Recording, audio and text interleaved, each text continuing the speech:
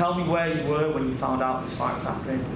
Truthfully, I was in hospital with my little boy. You know, he had pneumonia at the time, about 4 or 5 weeks ago it was, and I got a call saying, you know, thought about making the Daniel fight, and it took me no more than 10 seconds to say, yeah, no problem, tell me when and where, and we'll do it.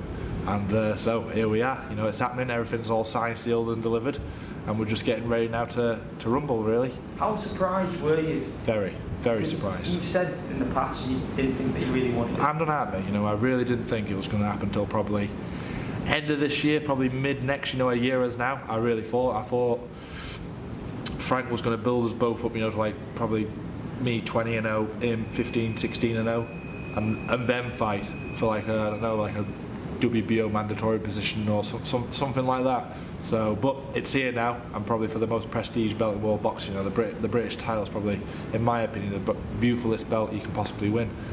And I know I'm trying to use a different word in this, but how ballsy do you think that is as a move from Frank Warren? Because very big. So many promoters would want to protect their most prized assets, and you both definitely are that. Yeah, definitely. You know, you see a lot of people, you know, dodging each other, a lot of prospects dodging each other.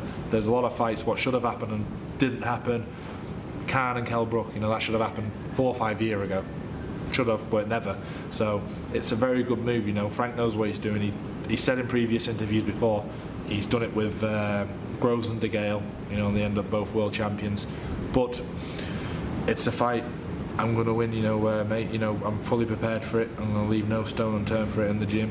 I'm just really counting down the weeks and the days for it to come now. And it's all come together quite perfectly as well. Yeah. Not just because of the talents both of you possess, how young you are, both on the same roster with Frank Warren, but also there's that backstory there. Can you just, I know you've been asked this a few times, but can you just go into that for those that don't know? Yeah, well, me and Daniel, you know, we've known each other for years. You know, on the GB team, when I first met him, we met in the Three Nations together. We both won the youth ABAs.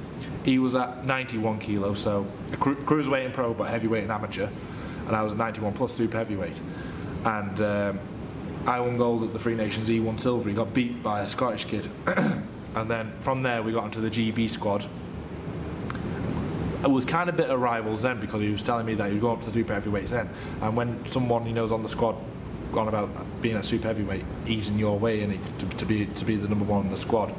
So we got a bit rivalry there. But then we started sharing rooms and etc. together when we was on the squad, and we didn't get along. You know, proper personality clash. You know, he's very, well, a lot of people can tell what he is. You know, on interviews, he's very within himself and very, you know, doesn't say much.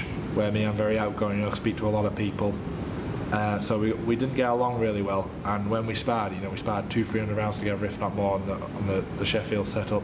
And every spar, you know, we wanted to do damage to each other because we didn't like each other.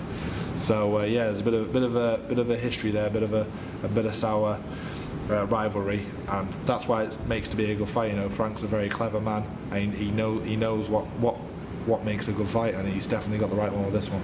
And a couple of weeks ago, we had that first press conference. Yeah.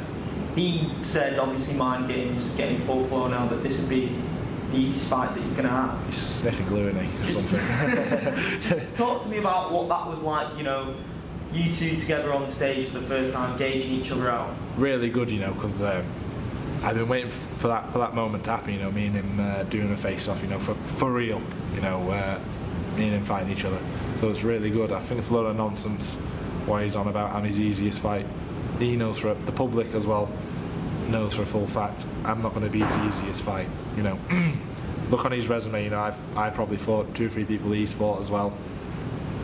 I'm not them people. You know, I'm coming with an ambition to beat him, and vice versa. You know, he's coming with an ambition to beat me.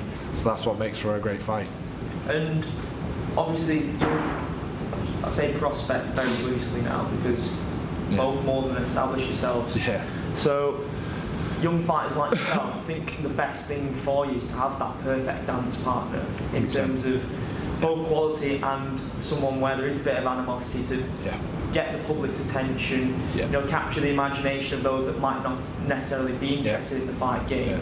How important is that for you, and to have done it at, what, 22 years old? How many people can say they've done that? Exactly, you know, you're 100% right there what you said. You know, in boxing, everyone needs a dance partner.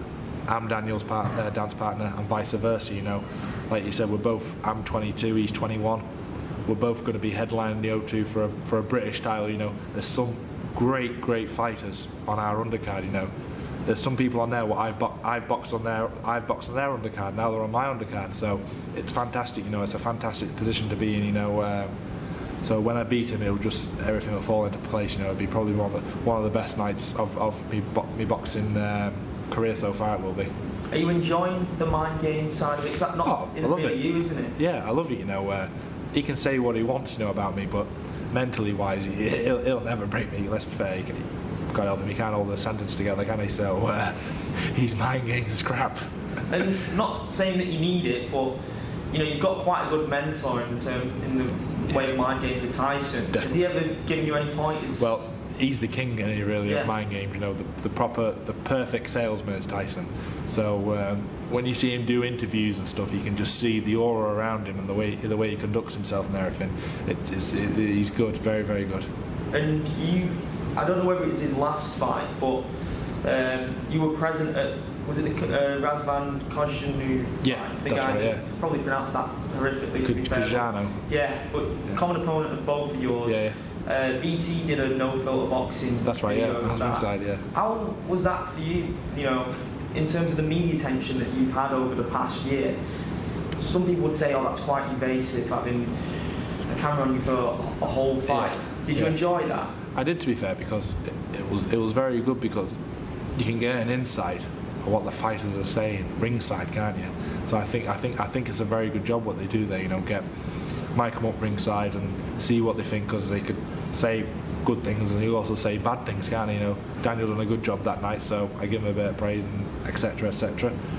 But I really do. I do like what they do there. And he took a few shots himself in the last fight. Yeah.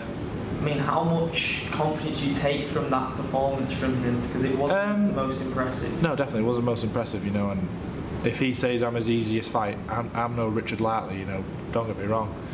He came to have a go, but I think he had to dye his beard just to cover up them grey hairs. If you can get hit and wobbled by someone like that, there's the proof's in the pudding, in it. But I'm his easiest fight, so. Do you expect a dogfight? Oh, without a doubt, yeah. I expect a nitty gritty, dirty fight. I really do. Blood, sweat, and tears. It's one of them fights. And you're fully confident that he's going to meet you in the middle of the ring? Without a doubt, that's his forte. Yeah. He's going to come out like a bull in a giant shop. I know him. So in terms of the game plan for this, let's not necessarily get into the game plan, but in terms of training camp for this, are you adding new skill sets to your arsenal? Yeah. There's a lot of new things we're working on. You know, a hell of a lot of things we're working on. Like I said, I can't give too much of the game plan away, but there's a lot of stuff we're working on. And I've said this before. You know, come July the 13th, they will expect, and I will be the best Nathan Gorman when I step into that ring. I really will. And fight week is going to be a lot different for you this time out, obviously, because I'm headlining a big show. Headlining, so you're going to be asked to do a lot more media obligations than you would do. Does that change your weight cut scenario for you, knowing that you might have to spend a few more hours at the media conference? Yeah, but obviously I'll have to get them all sorted really early, because when it's fight week, you know, you got to spend.